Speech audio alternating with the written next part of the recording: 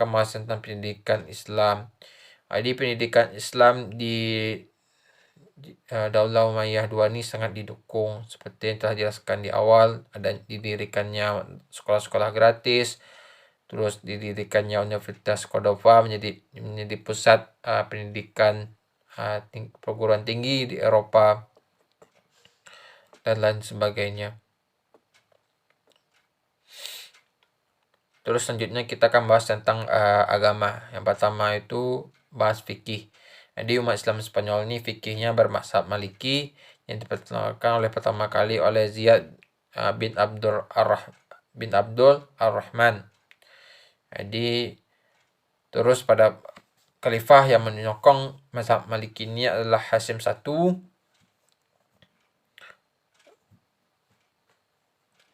dengan mendorong para pencari ilmu itu untuk belajar langsung ke Madinah dan menyalin kitab Al-Muwatta. Selanjutnya itu tentang ilmu tafsir. Jadi lahir beberapa musafir yang terkenal dari Spanyol. Yang pertama itu adalah Al-Qurtubi. Nama lengkapnya adalah Abu Abdillah Muhammad bin Ahmad bin Abu Bakar bin Fuad bin Al-Ashari. Jadi beliau ini memiliki karya di bidang tafsir yaitu Al-Jami'un lil Ahkam atau dikenal dengan tafsir Al-Qurtubi. Selanjutnya kita masuk ke perkembangan di bidang arsitektur dan gedung. Di perkembangan pada masa Daulah Umayyah ini, Umayyah II ini, perkembangan arsitektur sangat tinggi. Terlihat dari berdirinya Masjid Cordova, terus kota Al-Azhar, terus berdirinya Masjid Sevilla, berdirinya Istana Al-Haram, dan lain-lainnya. Terus didirinya kota satelit yang bernama Azhar yang menjadi pusat peradaban juga. Jadi Al-Azhar ini didirikan pada masa pemerintahan Abdul Ar-Rahman Al-Nasir. Selanjutnya di bidang perekonomian. Di bidang perekonomian ini seperti yang telah dijelaskan di atas, bahwasanya para khalifah mendirikan beberapa pabrik atau beberapa industri seperti industri katun, sutra, terus industri logam dan lain-lainnya, sehingga produk-produk yang dihasilkan dihasilkan di daerah Spanyol ini dilakukan ekspor ke beberapa wilayah Timur Tengah, ke Persia sampai ke Mesopotamia. Selanjutnya kita akan membahas tentang faktor kemajuan dan faktor kemunduran yang menyebabkan runtuhnya Daulah Umayyah II di Spanyol. Pertama itu faktor pendukung dari kemajuan Daulah Umayyah II. Pertama itu adalah lembaga-lembaga pemerintah yang independen. Jadi lembaga pemerintah di Daulah Umayyah II ini bersifat independen dan tidak dapat diintervensi oleh siapapun, sehingga mereka itu bekerja secara profesional, tanpa dikorupsi, tanpa KKN dan sebagainya. Jadi lembaga sini terbagi atas 3, yaitu hajib, jadi orang kepercayaan yang bertanggung jawab pada penuh kepada khalifah. Kedua itu ada wazir yang berfungsi sebagai membantu para khalifah. Dan terakhir itu sahib, yaitu lembaga pembantu gubernur yang ada di wilayah-wilayah. Selanjutnya itu faktor pendukung kemajuan Daulah Bani Umayyah II adalah Cordova sebagai pusat bisnis dan ilmu pengetahuan. Dengan jadi pusat bisnis pengetahuan ini, maka orang-orang datang untuk belajar di Cordova, melakukan bisnis di Cordova, sehingga perekonomian meningkat. Terus tadinya yang ketiga faktor pendukung itu adanya reformasi agresi dan pembukaan pasar khusus.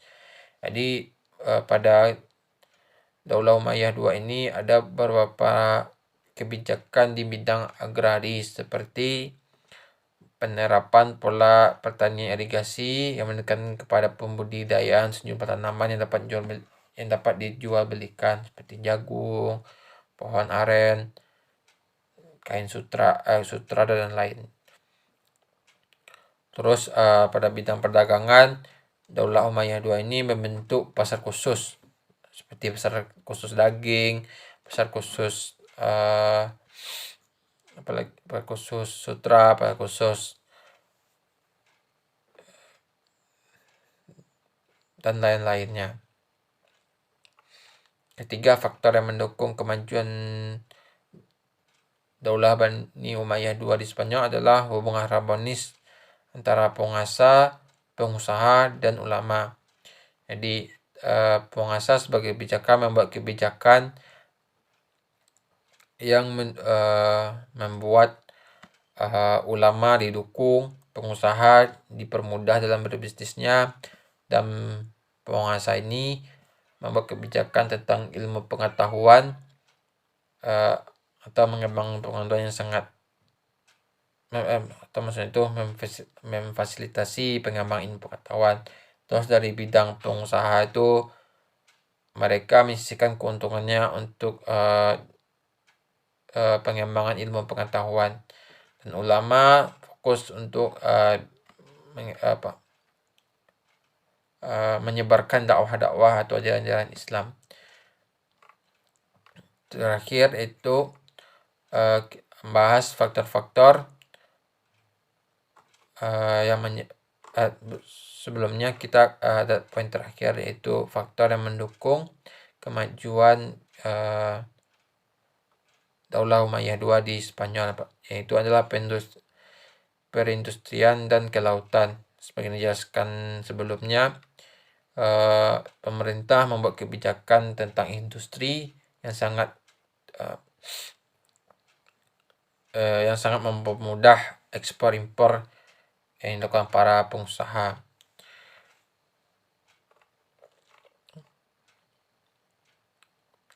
Sedangkan bidang kelautan, para pemerintah memberi izin yang mudah untuk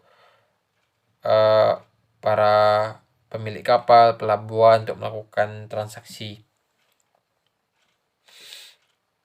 dan menjadikan beberapa wilayah menjadi pelabuhan ekspor impor. Selanjutnya poin terakhir yaitu faktor yang menyebabkan runtuhnya Daulah Umayyah II di Spanyol. Pertama itu adalah konflik sesama Muslim.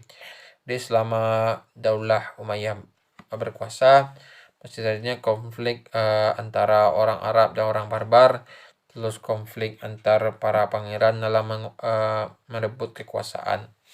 Selanjutnya itu adalah konflik dengan Kristen. Jadi konflik dengan Kristen ini terus terjadi sejak bangsa Nasrani ini berhasil menguasai ilmu pengetahuan pada abad ke-19 Masehi.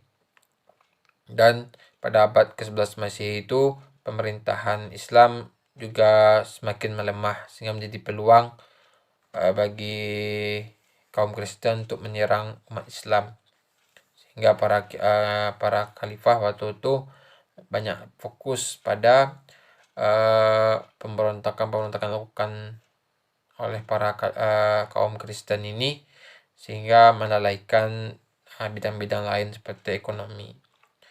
Terus letak geografi yang terpencil. Jadi Spanyol ini jauh dari pusat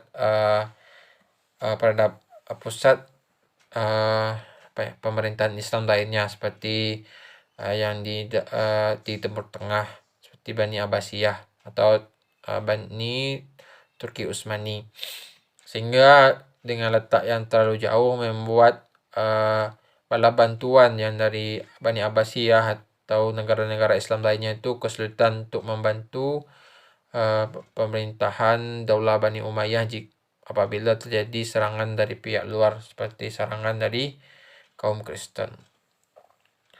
Terus kelima itu tidak adanya kejelasan sistem peralihan pemerintahan. Jadi di Daulah Bani Umayyah II ini perpindahan antara khalifah ke khalifah itu tidak jelas, sehingga terjadinya perebutan kekuasaan oleh para pangeran. Terakhir itu tidak adanya ideologi pemersatu. Jadi karena mereka itu berbeda, terutama orang Arab yang tinggi egonya, menganggap orang pribumi itu tidak penting, sehingga susah untuk membuat ideologi pemersatu di antara orang-orang yang berada di bawah kekuasaan Daulah Umayyah II. Terakhir itu terjadinya kelas atau pembagian kelas di tengah-tengah masyarakat. Jadi pembagian ini memicu konflik internal di daerah atau di kawasan Daulah Umayyah. Mungkin itu saja presentasi saya pada kesempatan kali ini. Mohon maaf apabila kesalahan kekurangan. Saya akhiri. Assalamualaikum warahmatullahi wabarakatuh.